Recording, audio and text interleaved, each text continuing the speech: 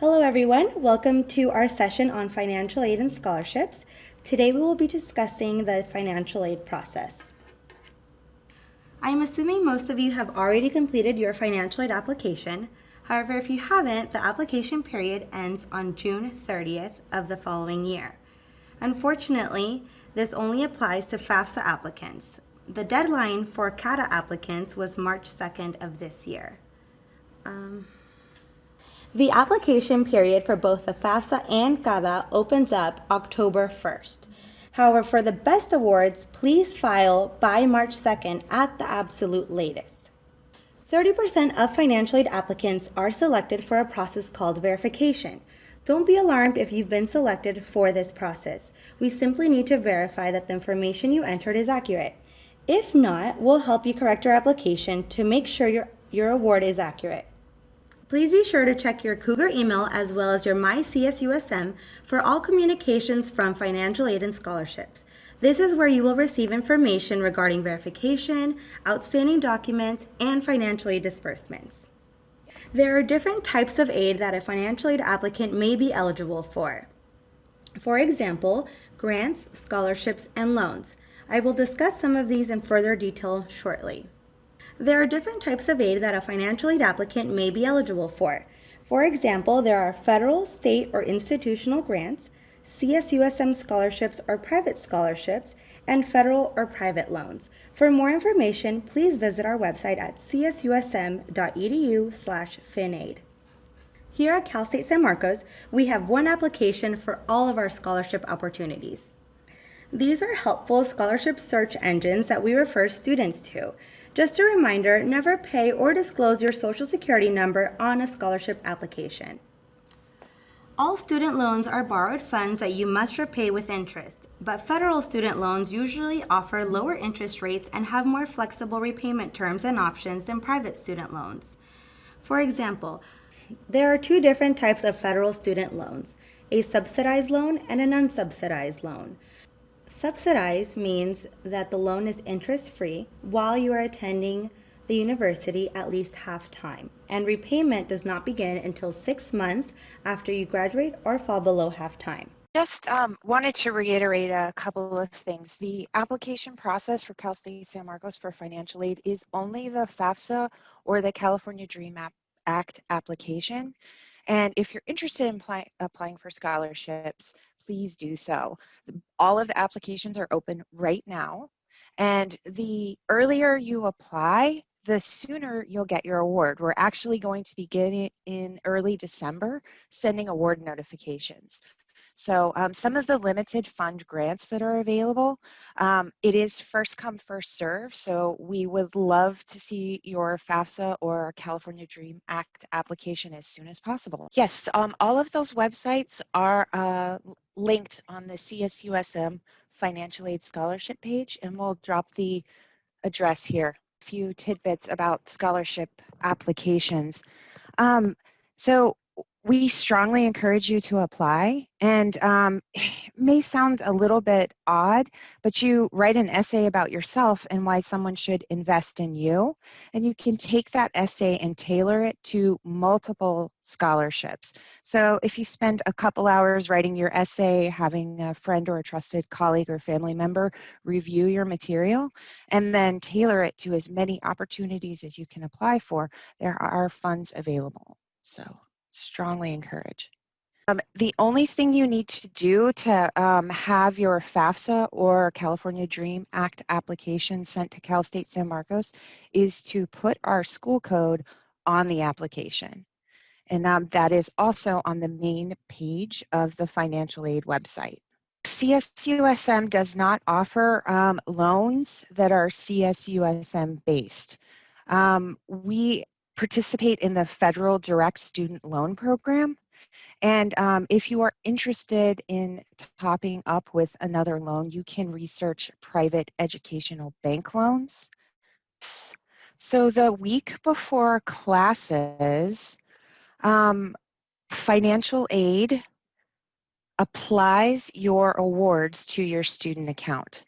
Any tuition, fees, or housing charges that are there, the financial aid would be applied to that. And as long as you've signed up for direct deposit in your My CSUSM student portal, any refunds due to you would be in your bank account within 2 to 3 days.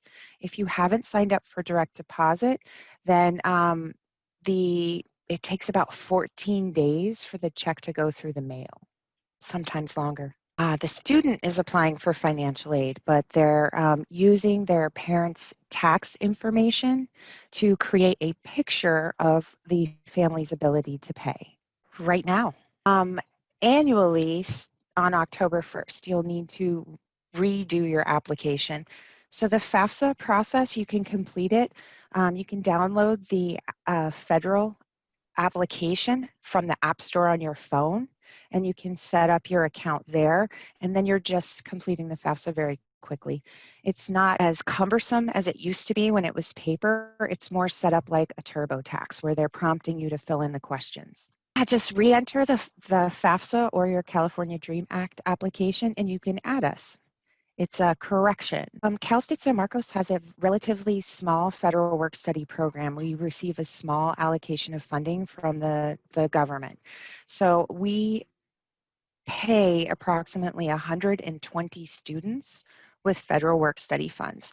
And if you are eligible, you'll receive emails from employers across the campus asking you to submit a resume. And they will review your application. Federal work study does not go through the student account. It's actually a job, and you are paid for your services. So you would be receiving a paycheck, and you can use that paycheck for whatever you need, whether it's to pay a remaining balance on your student account or housing or books or anything else. Depends. It really does depend, because there are multiple loan programs, and it also depends on the balance that you take out. So I think on average it's approximately 10 years if you're borrowing about $23,000, and that would be on the standard repayment plan. Well, your FAFSA application will not be added into our system until we can match it with your admissions application. So as soon as you've applied through the admissions process, and we can connect your FAFSA to your admissions application, we'll load it, we'll begin processing. Whether it's sending you a communication saying, thank you so much, we have your FAFSA, hold tight until early December when we start sending award notifications, or if you've been selected for verification, we'll email you and place a to-do item in your My CSUSM portal, and it'll link you to a software that we use where you can take pictures of your documents and upload it on the spot. Yeah, so free financial aid it's referred to as gift aid. That would be any grant or scholarship. And then the other bucket of financial aid is referred to as self-help financial aid, because when you're taking a student loan, you're making an investment in yourself. And our safest bet is always an investment in ourselves, because we know what we're capable of and what we can do. So there's nothing wrong with taking a student loan. There's no shame in it. You just need to plan accordingly and make sure you've grounded your budget and you're aware that you will have to pay this back someday. So only taking what you critically need. Some students will mention to us that, I only need the subsidized student loan, that's the interest-free loan, to pay my tuition and fees and cover my expenses, but I want to take that unsubsidized loan and just keep it in my account just in case. I would say that that's not the best idea. The unsubsidized student loan is accruing interest. So you only want to take out what you critically need to cover your expenses. The interest rate that's accruing on the unsubsidized loan is not going to be as high as the interest on your bank account where that money is being stored. So it won't even out. So, and then the other version of self-help aid is federal work study. And as I mentioned, we have a very small allocation. That's a great question. And yes, there are. With any of the federal programs, there are limits. So for example, a Pell Grant, the maximum time frame that you can use Pell is 6 years of full-time attendance. For the student loan program, it's it's a dollar amount maximum. So for a subsidized and unsubsidized student loan, you can only get to $23,000 as a dependent student. There's also limits on how long you're eligible to receive financial aid. So if the average bachelor's degree is 120 credits, the maximum units that you can attempt is 180 units. So once you attempt 180 and you haven't completed your degree requirements yet, you cannot continue on in the federal financial aid program. So we like to make sure you're aware of that and that you're planning according and you're sticking to your degree planner. Oh, the FAFSA, the rules governing the FAFSA were created by Congress. And what they're attempting to do here is create a picture of what your household income is and determine your ability to pay and assign a number to that. Admittedly, the formula is a little bit odd and could use some review, but it is exactly what it is. And if there is something different in your family situation from when you filed your 2019 tax returns to today, which we fully expect there to be as a global pandemic is raging on, you can contact our office and we're happy to help you determine if we can apply different rules to your family's situation. No penalties associated with early repayment. All of the scholarships through the California State University San Marcos application are refundable. So once your tuition and fees are paid, the money would go to you in a refund. Once you have that refund, you can use it for the charges that were not on your student account, such as books, parking passes, transportation expenses, internet costs right now, whatever you need to apply the money to. On Cal State San Marcos Financial Aid site, we have designed a cost of attendance. This is not what you would expect to pay, and ours is intended to be an average. We create our cost of attendance by surveying students and looking at costs in the area. So for example, we're constructing our cost of attendance for next fall and spring right now. And we're looking at the price for a 1-bedroom in San Marcos. How much is that? And then from that, we're determining what would an average be and if our students are sharing. So we're designing a cost of attendance that we think is appropriate. But that doesn't mean that the cost of attendance will look like what you can pay.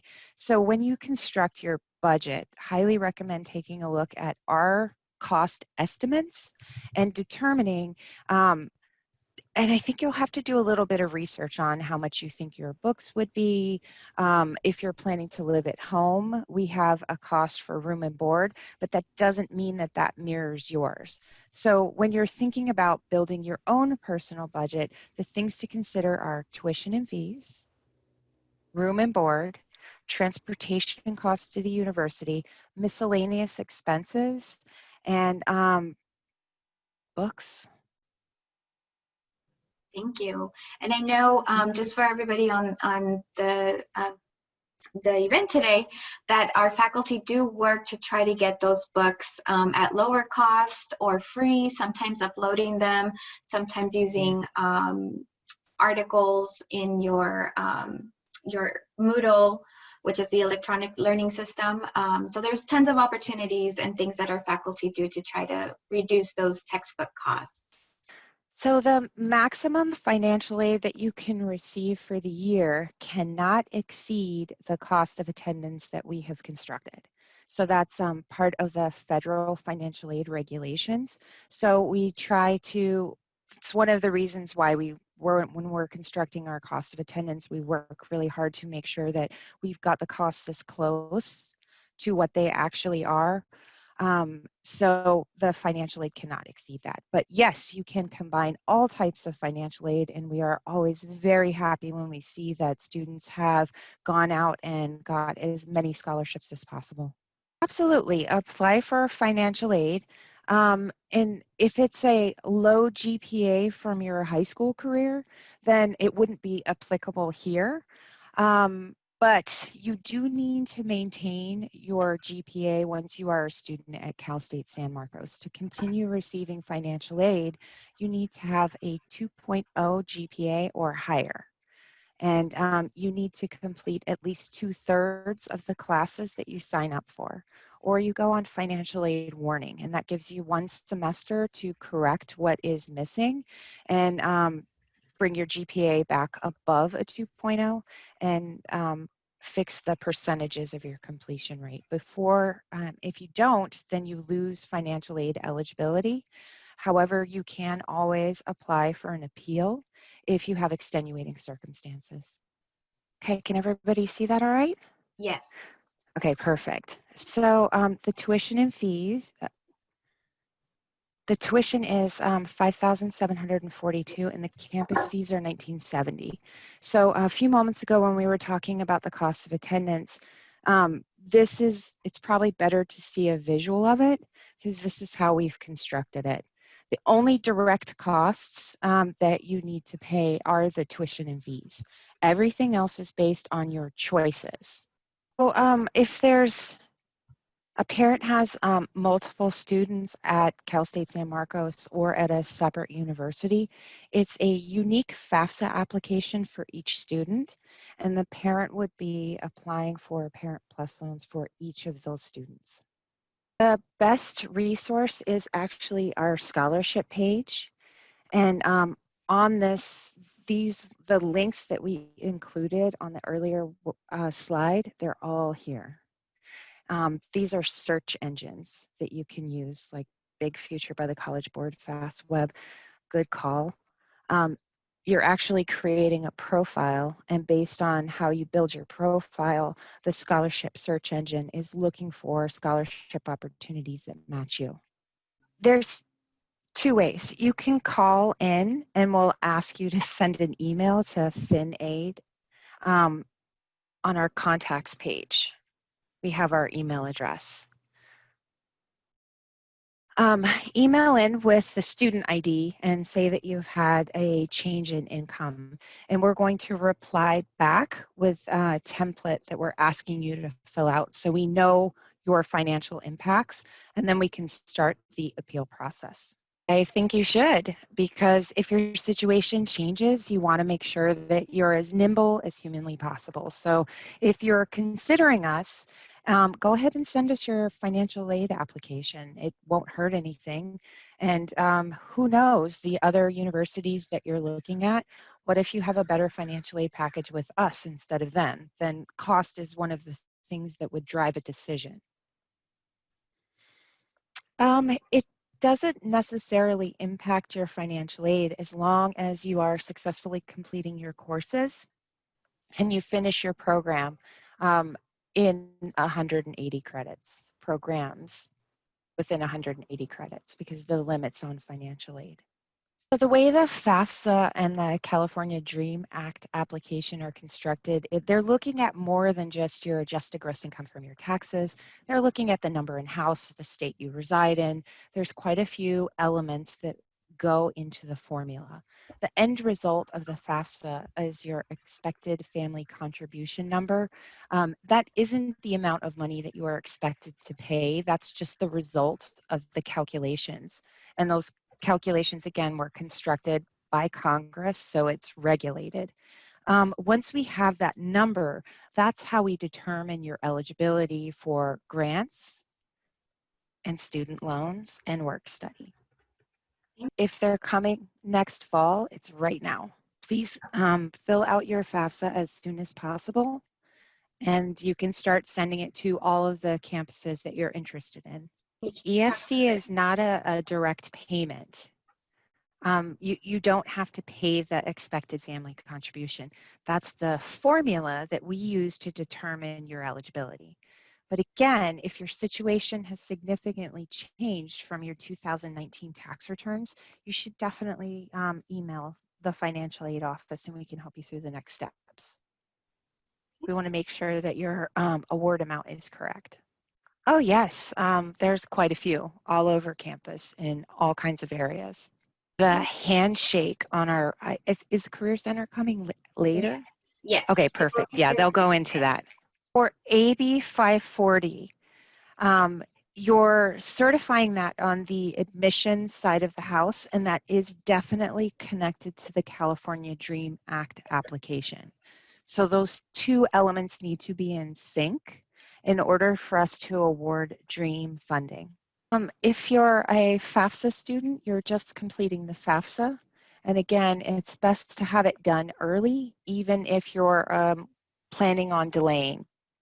And if you're a California DREAM Act application filer, the same holds true. You want to make sure you have an early application that is valid and just ready, waiting for you to start classes. So the middle class scholarship isn't necessarily awarded on a first come, first served basis. It's for higher income families. So $156,000 a year in income and assets.